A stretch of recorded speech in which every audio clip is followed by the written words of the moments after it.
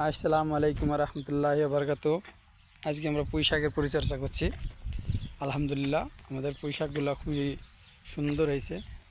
এটা একটা মেটাল সিটের মোটা জাতের পুঁই শাক, খুব উন্নত মানের বীজই আমরা দেশি থেকে আনিছি। দেশে আমার এক ভাই মনিরুল ইসলাম বীজটা খরিদ করে দিয়েছে। পুঁই শাকের চারি সাইডে আমরা লাউ গাছ লাগিয়েছি, লাউ গাছগুলোও খুব সুন্দর হয়েছে। প্রথম কাটিং দিয়েছি, এবার আমরা 2G কাটবো। তো লাউ ধরতে লাগিয়েছে, লাউ মাশাআল্লাহ খুবই সুন্দর লাউ হয়েছে আলহামদুলিল্লাহ। অনেক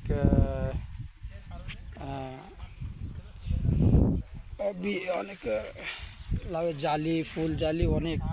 এটা একটা হাইব্রিড জাতের, এটা এই দেশেই পাওয়া যায়, এটা এই দেশেরই জাত। তো মোটামুটি আমরা পুঁই শাকের গুলো খুব সুন্দর আছে দেখতে, ডুগাগুলোও খুব সুন্দর সুন্দর। একটা মোটা জাতের পুঁই শাক। আলহামদুলিল্লাহ সব মিলিয়ে আল্লাহর দরবারে কোটি কোটি শুকরিয়া। দেখেন আমাদের লাউয়ের জালি ধরছে সব, দেখেন কত সুন্দর জালি। আর ভিতরে মানে পরিত্যক্ত জায়গাগুলা আমরা এভাবে খেজুরের পাতা পাইড়ে দিছি। পরিত্যক্ত জায়গাগুলো এই গাছ চলে যাবে, যাওয়ার পরে আমাদের গাছে ফলন আসবে, তখন এই জায়গাগুলোও আমরা একটা ব্যবহার করে ফেললাম। আপনারা চাইলে এভাবে করতে পারেন। দেখেন এটি কাটিং দেওয়া হয়নি, এই জঙ্গলগুলো আমরা আজকে হেঁটে ফেলবো, ফেলার পরে এই গাছের নিচে আমরা পেড়ে দেবো আর মাথাটা কাটিং দেবো। তো গাছের খুবই গ্রোথ ভালো। আর এই যে আমাদের বিল্লাল দেখেন কীভাবে গাছে মাটি দিছে। বিল্লাল কেমন আছেন? খুব ভালো আছে ভাই। তো সালাম দে। আসসালামু আলাইকুম।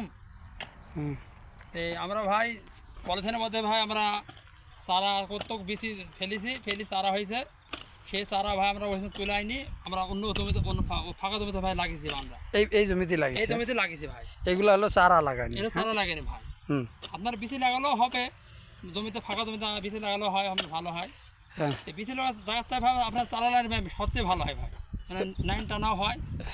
গোড়ায় আপনারা কোনো পুঁই শাকে ভাই গোড়ায় মাটি দেবেন অল্প করে, বেশি দিলে ভাই গাছ পচে যাবে। হ্যালো, সেই না আমরা অল্প করে মাটি দিয়েছি ভাই, মাটি দিয়েছি অল্প অল্প করে, অল্প করে দিয়েছি ভাই। আস্তে আস্তে পানিতে আস্তে আস্তে আমরা মাটি আমরা। আচ্ছা চারা হলো কিসের জন্য পলিথিনে ঘরের মধ্যে কিসের জন্য দিয়েছি? ভাই পলিথিন চারা শীতের কারণে দিয়েছি না ভাই, মানে আগাম পুঁই শাক আগামী বেচবো সেখানে আমরা দিয়েছি না পুঁই চারা ভাই। মানে শীতের সময় ঠান্ডাতে হয় না তো ভাই, দেখে খুব প্রচুর শীত ভাই। তো ওই জন্য আমরা ঘরের ভিতরে চারা তৈরি করে নিয়ে এসে মূল জমিতে রোপণ করেছি। অন্য জমিতে লাগিয়েছি আমরা, অন্য নেই জমিতে লাগিয়েছি, জমিতে লাগিয়েছি। তো কেমন হয়েছে তোরা কি আশা? আমরা আশাবাদী ভালো হয়েছে পুঁই শাক। আমার আশা ভাই সব 12 বছর ভাই পুঁই শাক ভালো হবে ভাই। ইনশাআল্লাহ। লাউ গাছের কি খবর? লাউ গাছ ভাই আল্লাহ ভালোই হয়েছে, লাউ ধরতে লেগেছে। হ্যাঁ ভাই লাউ ধরতে লেগেছে। তো হলো মাটি কিরকম? মাটি খুব শক্তিশালী মাটি ভাই, নাকি? খুব শক্তি মাটি ভাই, এটা দোআঁশ মাটি না, এটা বালু মাটি ভাই।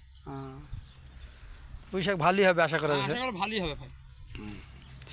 তো মানুষকে বলতে হলো কিভাবে পুঁই শাকের চাষ করলে ভালো হয়, মানে আগাম করলেও পুঁই শাক করা যাবে, কিন্তু সেটের ভিতরে আগে চারা তৈরি করে নিতে হয়।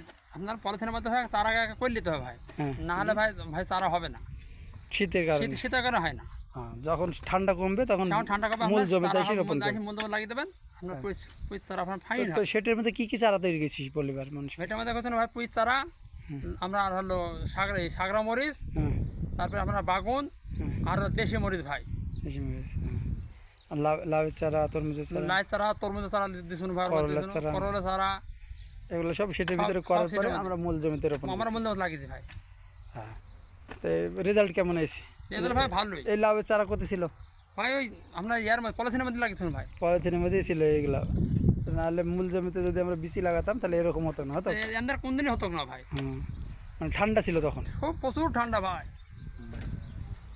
তাহলে এই সিস্টেম করা যাবে নাকি? হ্যাঁ, এই সিস্টেম ভাই ফাইন হবে। এই সিস্টেম ছাড়া আপনার আবাদ হবেই না। তাই ঘাসের কবে দেশে ঘাস হয়। তাই ঠিক আছে, তুই দে মাটি দিয়ে দিনি, কীভাবে দিছিস সেটা দেখা মানুষকে, মানে হালকা করে মাটি। হালকা ভাই, প্রয়োজনে আবার পরে মাটি দেওয়া যাবে, পরে মাটি দেওয়া যাবে, সমস্যা নাই। ঘাসটা ফেলতে এই সাইডের ঘাসটা কেটে দে। মেলা দিলে পচকা লাগিয়ে দেবে। গোড়ায় বেশি মাটি পড়লে গরম লাগবে, গাছের গরম লাগে। এদেশে খুব গরম ভাই, চরন্ত গরম, রোদ না, রোদের কারণে ভাই খালি পস্তা লাগিয়ে দেয়। গত বছর হয়েছিল না? হ্যাঁ, গত বছর পুঁইশাক ভাই জটিল পুঁইশাক হয়েছিল ভাই। তো গত বছর তো লাইন দিসনি, এবার লাইন না। দিছিস কেন?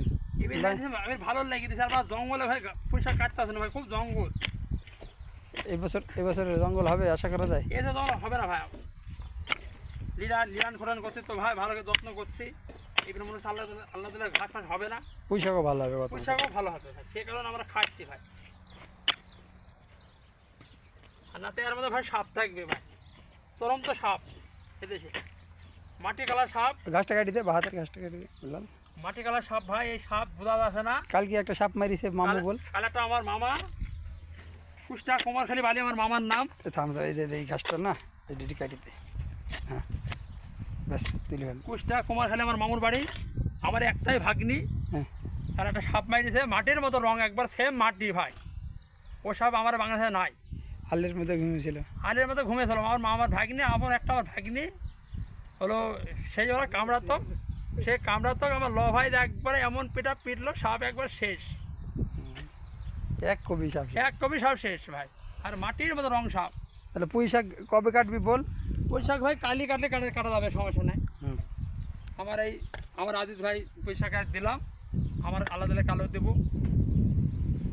আর আজিজ ভাই বেশি অর্ডার দিতে পারে, কালকে মাল ভালো তো, আর আজিজ ভাই দিতে পারে। না আর পরে কাটবো পুঁইশাক, এখনও কাটার গাছগুলা সবগুলা বড় করিনি, আরও পরে পুঁইশাকের এখন কাটবো না আমরা।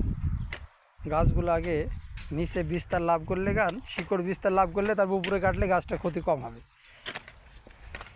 তাহলে পুঁইশাক একটা নরম জাতীয় জিনিস, সেই জন্য গোড়ায় বেশি মাটি দেওয়া যাবে না নাকি? দিলে পাঁচ কালাই দিতে হয়। হ্যাঁ, পুঁইশাকের এই মুহূর্তে একটু রিস্ক। এই মুহূর্তে যদি আপনারা কাটিয়ে উঠতে পারেন, গাছটা একটু বড় হয়ে গেলে তখন গাছের আর কোনো সমস্যা থাকে না, রিস্ক থাকে না।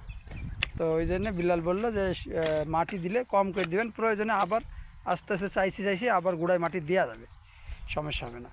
তো এই মাটিগুলা এই ফাঁকা আছে, সেচ দেওয়ার পরে বিল্লাল কী হবে? হ্যাঁ, পূরণ হয়ে যাবে।